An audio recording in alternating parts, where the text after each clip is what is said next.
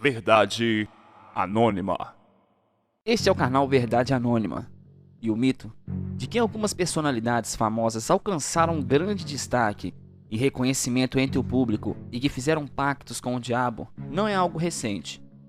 Há tempos que algumas pessoas acusam artistas, cientistas, escritores ou músicos de possuírem relações com Satanás e conseguirem um êxito precoce ou suspeito. Os assassinos macabros também entram nessas listas, justamente por conta de suas ações sinistras. Evidentemente, essas especulações não são afirmações que podem ser tomadas como verdade, porém são boatos que tentam explicar as áureas estranhas que envolvem essas personalidades, lendas urbanas ou não. Veja quais são 7 dessas conhecidas pessoas que possuem supostamente misteriosas relações satânicas. Número 1. Robert Johnson. Ele é conhecido por ser um dos músicos que, segundo boatos, fez um pacto. É difícil explicar onde o mito de Johnson é iniciado, porém, as histórias mais comuns dizem que ele se encontrou com o diabo no cruzamento das estradas 61 e 49 no estado do Mississippi e que vendeu a alma ao ser maligno. Em troca, ele pediu para ser o melhor artista de blues de todos os tempos, o que se tornou parcialmente verdade, pois Robert se transformou em um grande ícone do blues. Os mitos aumentam quando os relatos dizem que antes do tal encontro, Johnson não era detentor de qualquer dom especial, porém, que depois do acerto de contas com o diabo, suas músicas fascinaram milhões de pessoas. 2. Charles Manson. Charles Manson é, infelizmente, um dos criminosos mais famosos do século XX. A vítima de Manson foi atípica desde o começo. Preso adolescente por inúmeros delitos, só foi solto ao completar 33 anos, na década de 60.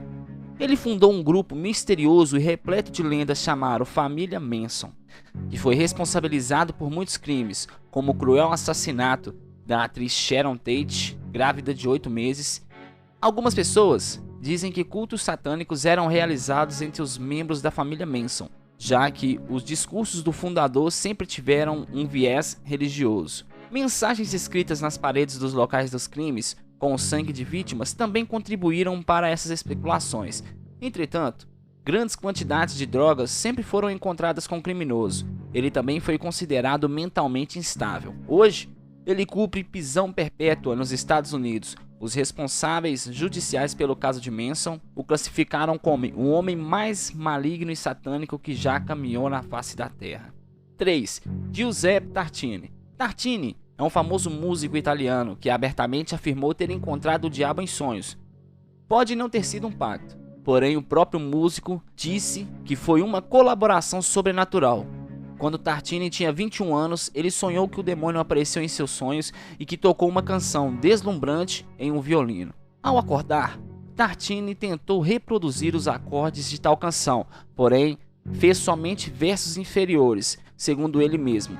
Depois de algum tempo, ele conseguiu recriar parte da canção, originando uma de suas obras mais conhecidas, o Trilo do Diabo. Após compor essa sonata, Tartini ficou famosíssimo e se tornou um grande músico. 4. Urbain Grandier. A história das relações demoníacas desse padre francês são bastante curiosas. Grandier foi um sacerdote católico carismático que chegou ao convento de Londres em 1615. Entretanto, Urbain já possuía algumas características que não eram desejadas para as pessoas de sua posição, como um forte desejo por mulheres.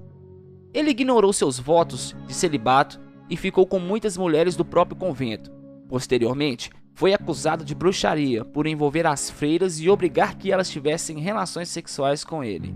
O verdadeiro ultimato contra Urbain Grandier ocorreu quando um documento foi encontrado nos seus aposentos, provavelmente forjado, em que ele escreveu em latim ter feito um pacto com o demônio, entregando sua alma ao Senhor do Inferno para que ele conquistasse todas as mulheres que quisesse. Urbain morreu queimado na fogueira. 5. Charles Baudelaire. Esse poeta precursor do simbolismo e do estilo moderno de poesia foi considerado satânico e adorador do diabo. O principal motivo era o tal reconhecimento artístico que ele almejava, porém que quase nunca chegou. Entretanto, por possuir alguns poemas que falavam de Satã e de certa admiração por ele, Baudelaire foi tido como um amigo do maligno.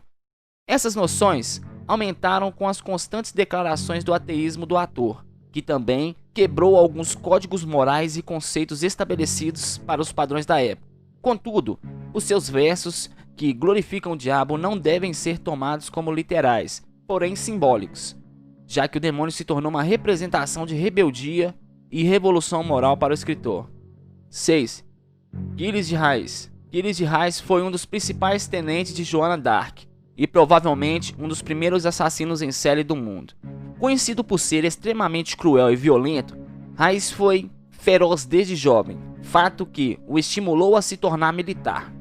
Depois que Joana d'Arc faleceu, o homem ficou mais excêntrico e instável, retornando às suas propriedades originais na cidade de Nantes, lugar em que começou a praticar suas barbaridades.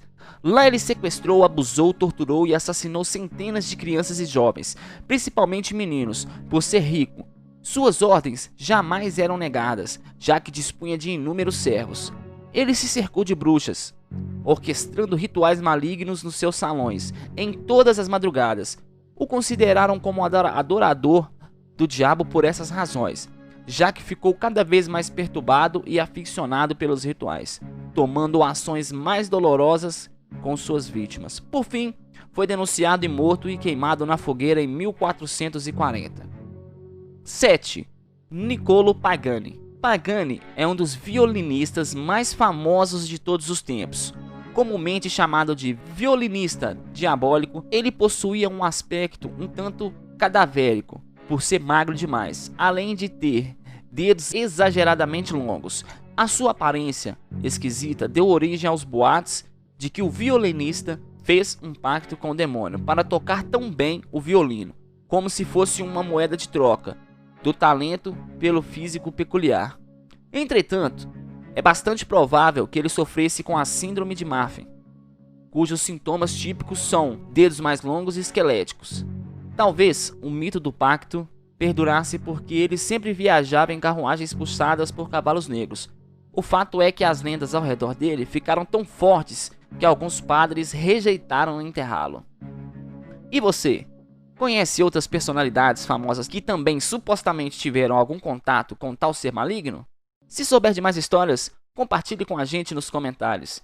E esse vídeo vai ficando por aqui. Se você gostou, deixe o seu like e não se esqueça de se inscrever e ativar as notificações. Até a próxima!